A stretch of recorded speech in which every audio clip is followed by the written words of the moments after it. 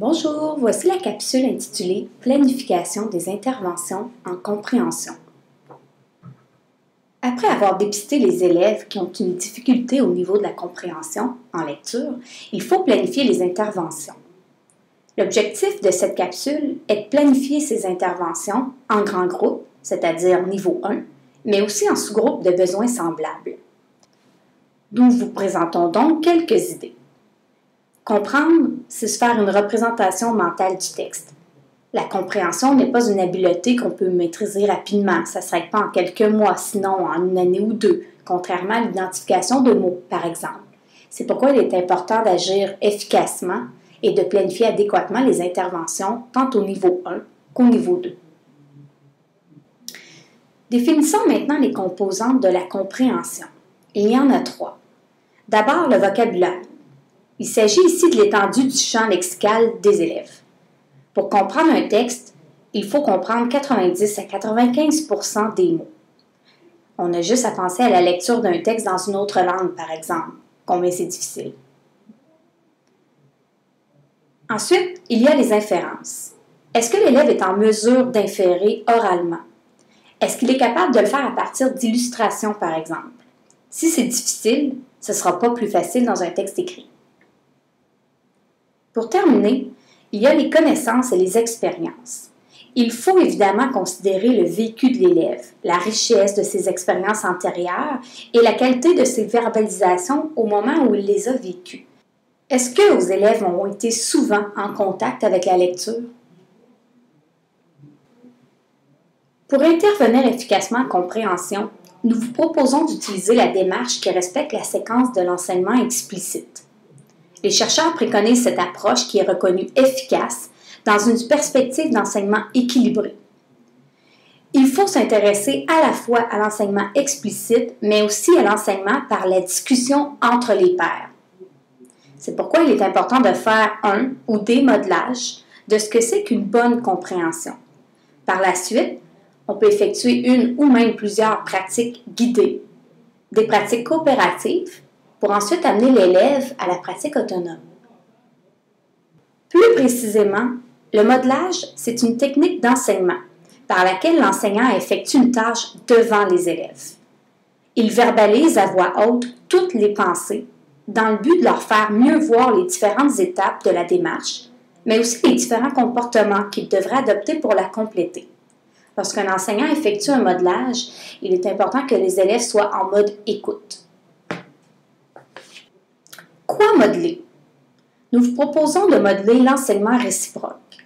Il s'agit d'une technique de discussion étayée qui repose sur 4 stratégies éprouvées, dont se sert tout bon lecteur pour comprendre un texte.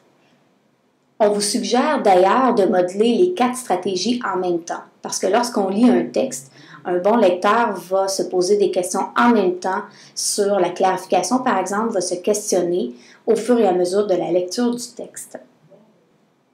Prédire, c'est prendre connaissance d'une partie de texte dans le but d'anticiper ce qui devrait se produire.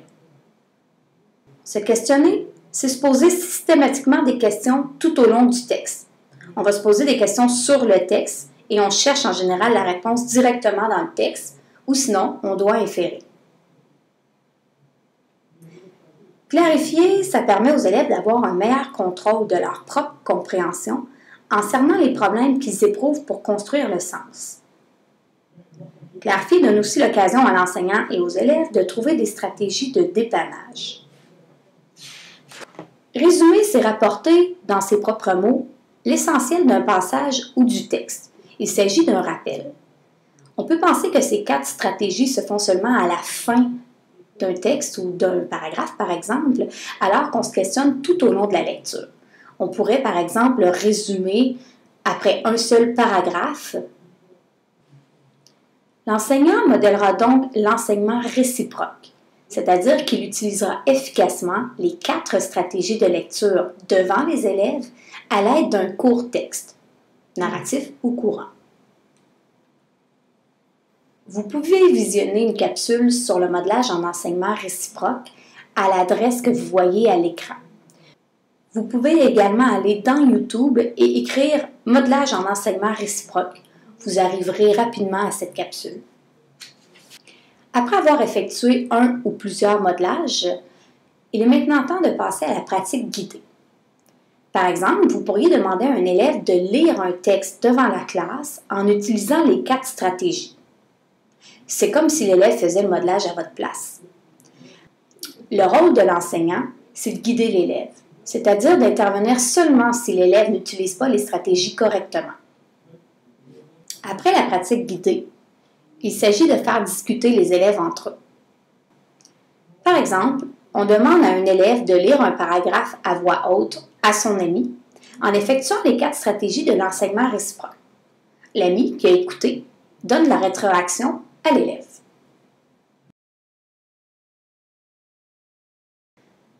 Après plusieurs pratiques coopératives, il est maintenant temps de passer à la pratique autonome. Placez l'élève devant une tâche de lecture qui nécessite l'utilisation de 4 stratégies.